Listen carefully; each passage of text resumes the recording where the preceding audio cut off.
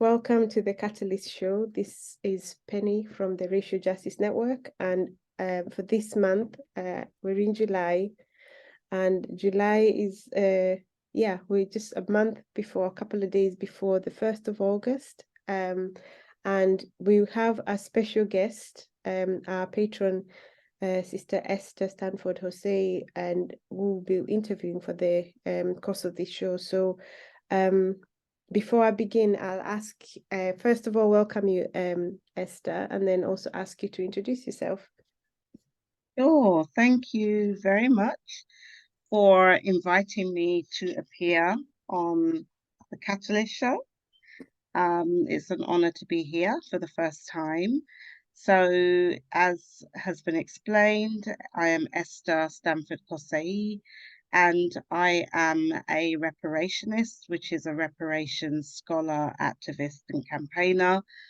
And I'm also involved in reparations research, policy development, and advocacy, and movement building under the auspices of several reparations campaigning formations and research networks, including the Pan-African Reparations Coalition in Europe, the Stop the Ma'angamizi We Charge Genocide Ecocide campaign, and the International Network of Scholars and Activists for African Reparations, as well as the Extinction Rebellion Internationalist Solidarity Network and the Extinction Rebellion Being the Change Affinity Network.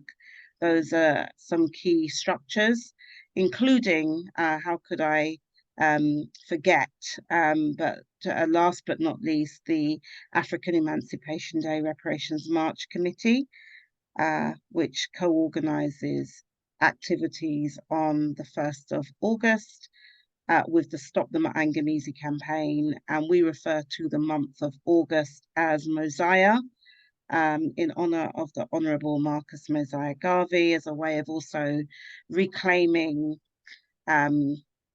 African notions of time and who we acknowledge and honor when we call names of months. And so that's why we do that. So we talk about the 1st of Mosiah, but most people would know that to be the 1st of August, which is actually recognized as being Emancipation Day in many parts of the Caribbean, some parts of the wider Americas, and South Africa. And it's a day that is really, has been commemorated as a day of so-called emancipation of enslaved African people after the 1833 Abolition of Slavery Act. However, that is a falsehood, because African people were not emancipated after the Abolition of Slavery Act of 1833. In fact, the terms and conditions of that Act of Parliament, passed in the British Houses of Parliament, was to actually further a period of servitude and subjugation for African heritage communities where they had been enslaved by the British Empire.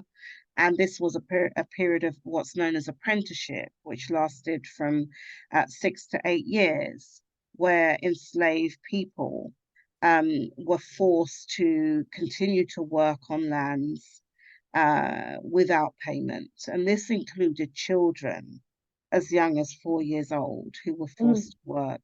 So in effect, Emancipation Day was another crime that was committed, another crime against humanity that was committed against African enslaved persons.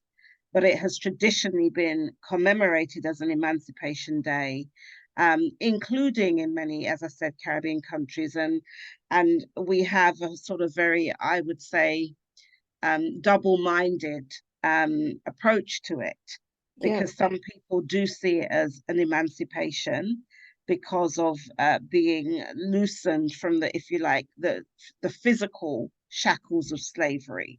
But actually it reinforced other forms of slavery that were not, based on us being in shackles, but we were still shackled in every other way. socially, politically, economically, culturally, and spiritually, we were still shackled. So that's a bit about me, and what what I do, and the importance of the first of Mosiah, which the African Emancipation Day Reparations Committee, Reparations March Committee, I should say, has been co-organizing with the Stop the Ma'angamezi We Charge Genocide Ecocide campaign since 2015, activities of protest and demonstration to raise awareness about the unfinished legacies of this act and how unjust this act was, because it also reinforced African dehumanization in that it opened the way for future acts of parliament and processes where enslavers got compensated for loss of their so-called property in human beings, African human beings. And the enslaved were not compensated. And so we have reclaimed this as a reparations day of action. Right. Thank you so much. I know, like, it feels like just the introduction, because I know I was going to ask you about to explain about the first of the Mosiah, which you have, about where it came from and the meaning and the purpose. But I really also appreciate the additional content about emancipation and what that means and the double-sided nature of that. I wanted to get definitely around the concept or the idea of compensation, because that's something that a lot of people ask about. But before I do, I wanted to, for anybody who's listening, who's heard, because I know the term reparations and reparatory justice is being used and flung about quite a lot in a way, because this is what your work is about and has been about for quite a while, and even by just your introduction, listening to all of the things that you're involved in, it's kind of, you're very busy. What is it about, and what does it stand for? What does it mean for somebody who's not heard it or who assumes it's about money? So reparations essentially is about repair. It's the root of that term is reparare, meaning to repair, and it is a remedy, it is a process, it is a number of interventions to address the harmful impacts of historical injustice on groups that continue to be impacted by those harmful legacies. And we're specifically talking in this context about groups, peoples, communities who have experienced chattel enslavement, colonialism, and other forms of dispossession, and also contemporary forms of neo-colonialism. There is an obligation and a right to repair.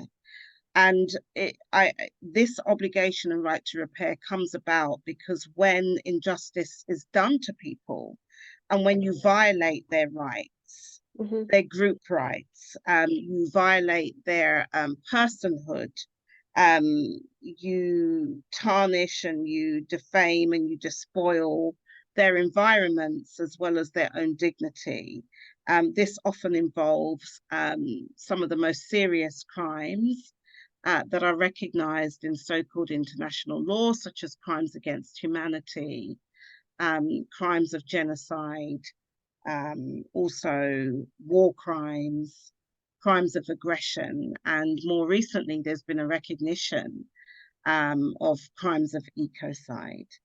So that is why there's an obligation to repair harm and damage where communities, peoples, nations have had their rights impacted and they continue to suffer injury in the present.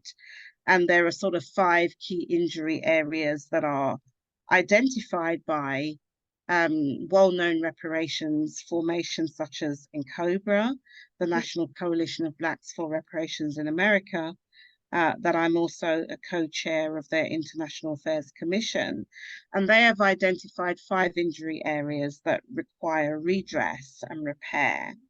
And these injury areas were suffered by African people, and that is African people in a global sense, you know, irrespective of how we may self-define today. Mhm.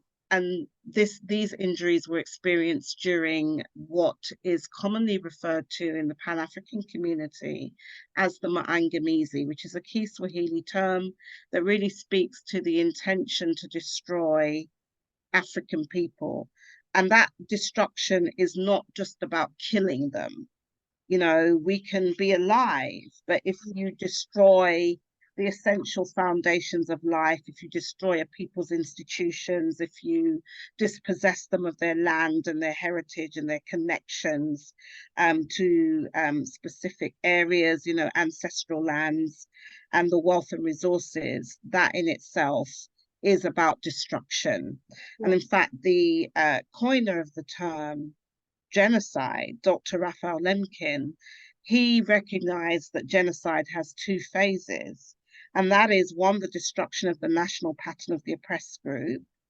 And by national pattern, he's talking about the institutions, Mm. all those aspects of governance, of culture, of heritage, of identity, of systems and processes that really help a group to assert their humanity and Yeah. their dignity.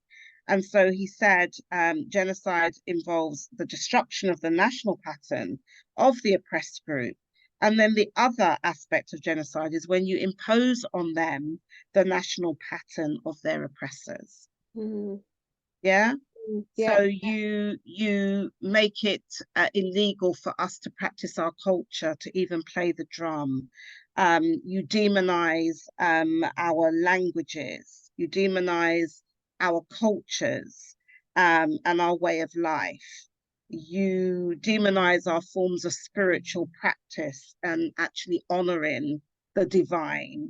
You make it uh, something to be ashamed of, to even carry and bear your African name, which Mm. is really your connection to ancestors and Mm. to your lineage, which gives you a sense of groundedness, a sense of your own humanity, your own contribution to civilization building. Yeah. And that's what you do. You reduce all of that, you demonize it, you make a people feel that whatever they have produced has been inadequate, has not been good enough, has been imperfect, has been uncivilized. And that has impacts in terms of our mind and the way in which colonization has really impacted even how we see ourselves, Yeah. not just how our colonizers have Yeah. seen and treated us. Okay, Mm. so in you know, just to be very brief and quick here, there are kind of 2 main sort of definitions or frameworks around reparations, and one in the international social movement for African reparations that we really emphasize is one advanced by somebody called Professor Chinwezu in a paper in 1993 called Reparations and a New Global Order, a comparative overview that was presented at the first Pan-African Conference on Reparations for chattel enslavement, colonization and neo-colonization that took place in Nigeria, in Abuja. And, you know, Chinwezu basically says, let me begin by noting that reparation is not just about money. It's not even mostly about money. In fact, money is not even 1% of what reparation is about. Reparation is mostly about making repairs.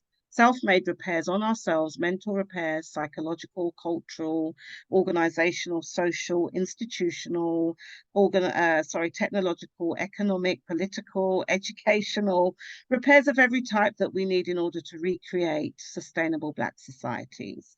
So that's the Chinwezu framework. And then we also recognize international law. Um, and international law frameworks on reparations recognizes, first of all, the need for there to be a stopping of the harm, a cessation of the violations, and that goes with assurances that they will not be repeated, and ultimately guarantees of their non-repetition, which is the most important part of any reparations process.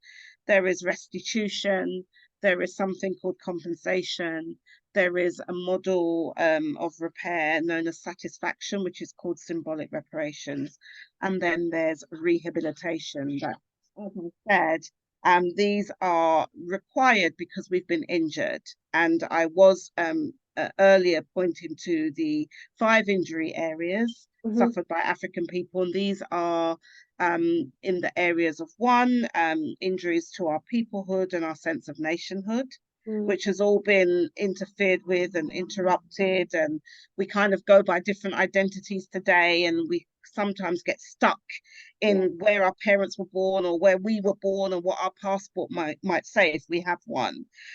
Injuries in the area of education and our knowledge systems and knowledge production, injuries to our health, and that's not just our personal individual health, but our community health, and injuries in terms of the way in which we've been criminalized. Our resistance has been criminalized.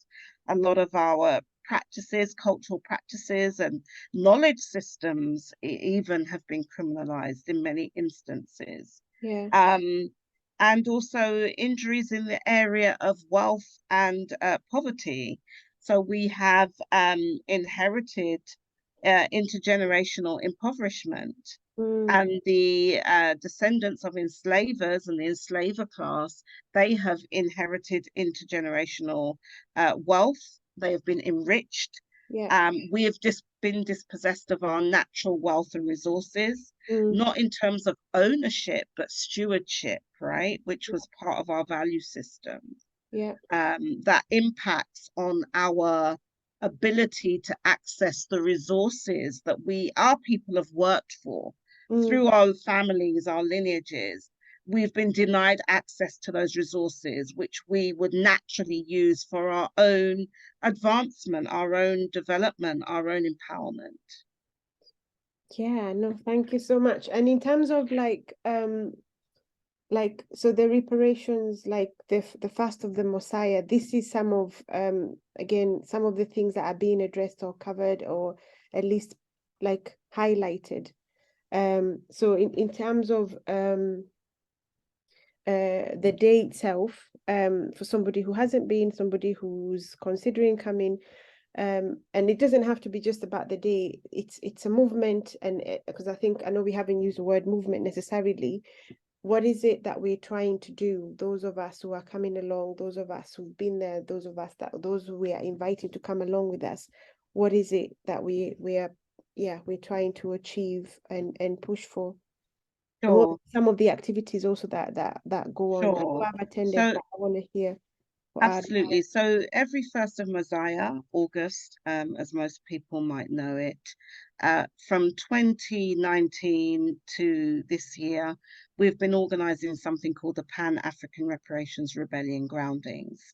Now, in between 2014 and 2019, there was a historic reparations march, which we used to refer to from 2015 as the African Emancipation Day Reparations March.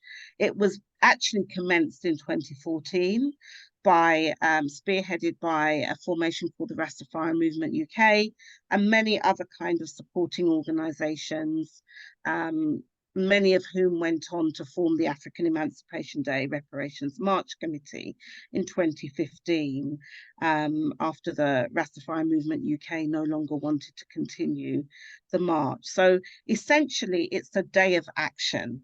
It's a day of amplifying the voices of communities of reparatory justice interest, not only in the UK, but also globally in terms of British Empire, amplifying their voices, and also elevating their own kind of messages and strategies and tactics to effect and secure holistic reparations. So from 2019, as I said, we evolved the notion of the Reparations March in terms of a tactic to the Pan-African Reparations Rebellion groundings.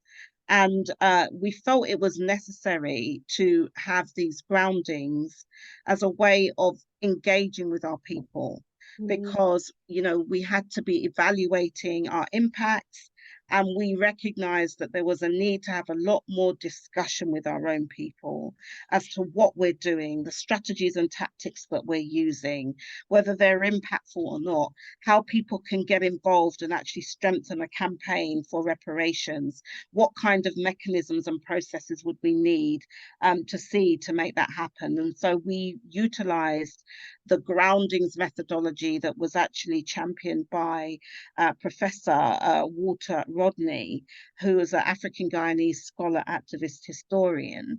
And groundings are popular education sessions with grassroots forces, including socially marginalized groups, workers, women, youth, and including those in so-called street organizations, what some people might refer to as gangs, for organizing cells of resistance and action towards a concrete struggle for a new society and a new world, which is what our reparations activism, in terms of the systemic changes and guarantees of non-repetition, what it will bring about. But in order to do that and to move people in terms of social movement building, we have to be constantly grounding with them. We have to be moving with the people, because they are the power base. They are the masses that have to really push for, and through their own direct actions, try and compel, you know, power holders in society to give up power, to give up resources and access to wealth that has been gained as in an ill-gotten way. And so on this 1st of Mosiah, every year we have a theme for the activities. It's a way of coalescing our community's vision and focus. And what we've been focusing on since 2019 is really showcasing the self-repairs, the community self-repairs initiatives that African heritage communities of all descriptions, however they self-define, have been working on. Because it's not a case of we're begging the state, do this for us, fix us, repair us, rebuild us. We're saying we are entitled to restitution of all the resources that have been stolen and looted from us, in order that we can utilize them to build ourselves, to build our communities, to build our institutions of repair in like health, in social housing, in economics, you know, education, all of the different areas where we are impacted in terms of injury. So this year we've chosen a theme, which is, you know, a really appropriate theme for our 10-year anniversary of organizing activities on the 1st of Mosiah. And the theme is Ma'atu Buntu Jama UK, showcasing our community self-repairs towards building Ma'atu Buntu Man in Ubuntu Dunia. Now, what does that mean? Part of the repair is narrative repairs and cognitive repairs and repairs in linguistics. So we use African terminologies as a way of, you know, putting us back into the creative process that happens when you use your own people's languages. Yeah, because to speak a language is also to dream and envision possibilities of worlds, not yet even here. And so Ma'atu Buntu Jama UK is really the term that we have given to a self-organizing community that we refer to as the African Heritage Community for National Self-Determination, which is really an amalgamation of all different communities, like people that might self-define as Black British or Jamaican or Kenyan or Guyanese or African American, who from a Pan-African standpoint recognize that irrespective of whatever labels we have today, that we have a common origin and that we have a common destiny, and that we've been impacted, sometimes differently, but we've been impacted by some of the same players, the same colonizers, okay? Mhm. And so it's really our turn for this African Heritage Community for National Self-Determination, which is recognizing that we are an oppressed, not only people, but nation. We're not ethnic minorities. We're not, because ethnic minorities are really groups that the state will decide whether they grant you certain human rights and civil rights within the Mhm. jurisdiction. Yeah. Now, as national minorities, it means that we are people who belong to a nation outside of the border state, the borders of the United Kingdom, Mm. and that we have been dispossessed and dislocated and atomized from that nation, which is a huge part of why we are powerless, because we're Mm. not able to access even the connection to other people in our group. Mm. Okay. And Yeah. so, because of that, it means nations have a right to self determination. We don't want equality. We don't want to just be included in someone else's kind of world and their framework for how society should live. We've got our own. We come from the ancient people who created humanity, humanity evolved from us. We're Yeah. the mothers and fathers. So Yeah. we cannot now fit into the colonizer's vision of our own humanity and Mm. our own place in the world. And so, part of the repair in Mm. terms of restitution is restoring our sovereignty. Yeah. Yeah. Yeah. Restoring our connection to land mass, to Mm. ancestral lands, Yeah. and all kind of national sovereignty is based on a recognition of earth sovereignty. And Mm. earth is not sovereign because earth has been also, atomized and Yeah. despoiled, Yeah. pillaged and raped and Mm. terrorized. Mm. And so that's really why part of what we're articulating is that have to build back our communities. Mm. And that's why we're asserting rights to what's called non-territorial autonomy. So Right. we're not saying we want to have part of the British Isles ceded to people of African heritage, Mm. but we are saying that we need access to land, to build institutions, to grow our own food, to actually build community Yeah. because of what has happened to us. And of course, we will, as sovereign people, develop treaties with other peoples in those lands, which is how it used to be. And so that is the Matubuntu Jama UK. We're bringing together people of African heritage communities within and beyond the UK who are working on community building. Mm. And a lot of the time, this community building is premised on specific kind of ethnic or national groupings. Yeah. So, for instance, the Over Herero and Nama community of resistance, Mm. those who are part of Quilombolas of Brazil, Palenqueras of Colombia. We have also Ewe, Beto nations, Akan groupings, Maroon communities. So they're distinct communities, but what we're doing is bringing together all these different examples of community and nation building Mm. that still exists that we can learn from. So we take the best from each community's example Yeah. and put it together in one holistic vision so Mm. that we can build a community, a nation that is global, that is Pan-African, that actually can learn from the Yeah. best of what different peoples, African heritage people, have developed.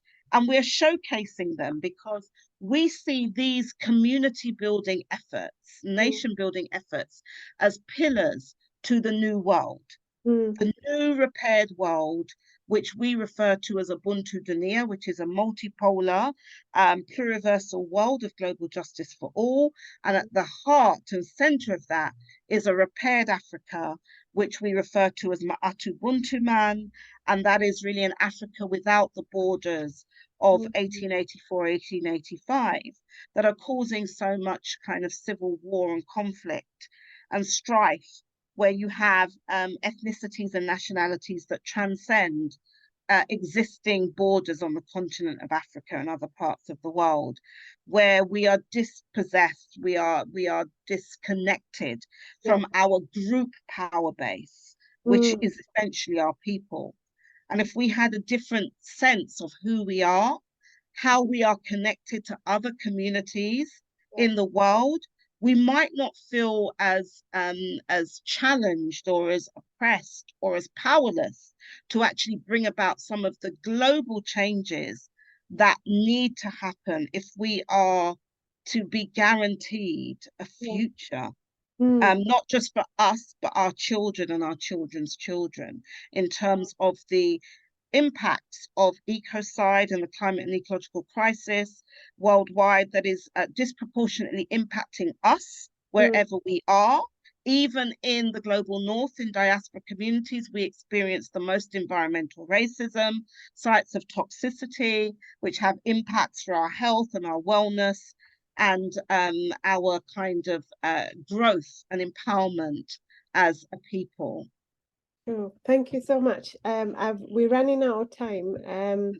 And yeah, maybe for our listeners, I hope what you've heard is kind of like got you curious enough to kind of look into yeah, the First of the Messiah, and they look into the website. I know definitely we have something showing and some other contributions from the Racial Justice Network, because the group of us, or actually the entire team, will be heading south to London in Brixton for this. So but yeah, Google Reparations, First of the Messiah, and you'll see directions. Reparationsmarch.org is the website, or Stop the Maangamizi, which is spelled MAANGAMIZI.com.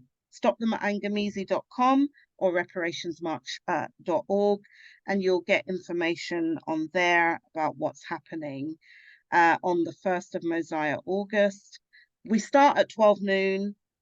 We congregate in Windrush Square in Brixton, London, SW2 1EF. And this year, because some of our people really like the idea of marching, because Yeah. it's the physical display that Mm. actually happens on the march. So there will be a mini march from Windrush Square to the Imperial War Museum, which we felt was an appropriate site Mm. because of the way in which war has been something that has been declared against our people for centuries now. Mm. And there are many different ways in which that warfare is happening. Yeah. And we see the Imperial War Museum as a site that hosts many of the instruments of war and torture that were used against not only African heritage communities, but other colonized peoples, that Mm. we want to actually bring to people's attention, that this isn't all about what happened in the past. This is continuing to happen now, where many parts of the world where our people live are continue to be made unsafe. And after we come back from marching, what we do is we showcase, every kind of community will have their own eco village tent where they'll showcase their what they do, their own kind of value systems, their ethos, their culture, their art forms, their music, their creativity. And we will then hear from different people who are engaged in community self-repairs Mm. initiatives in all fields of people activity. Okay, thank you so much. Yeah, definitely look into those websites, those links that have been shared. I don't want to end without asking you two questions. And again, I know we like gone over time, but we'll still be able to kind of hopefully play some of this around the debt that was because I think there's been controversy and people asking or debating or refusing to acknowledge that um, that the money was paid or people continue to pay on the debt of those who had enslaved people up until 2015. So maybe like unpacking that. And then the second thing is around language, which I know you speak about, and around, and I think for the session that we've been speaking on this list, definitely here, we're talking about enslaved people and enslavers, because we don't use terms like slaves. I'd like for you to kind of like expound on that a little bit, but also whilst you explaining first the language and how and why we say what we say, or we use the words that we use, explain this one about the money that's been paid back, and then we'll end on that. This was part of what was known as the slave owner compensation loan.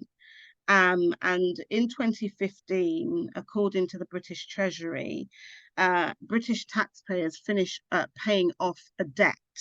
And this was a debt that was amassed as a result of the British government compensating enslavers from 1835 because of the abolition of slavery. And as I've said, it was about compensating enslavers for the loss of their chattel, which was African, ownership of African human beings. Again, forms of unjust law.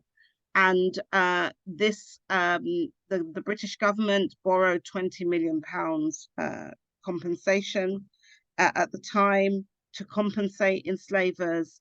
And that was a huge amount of money. It was 40% of the Treasury's annual income, about 5% of British GDP. And it was one of the largest that was taken out in history.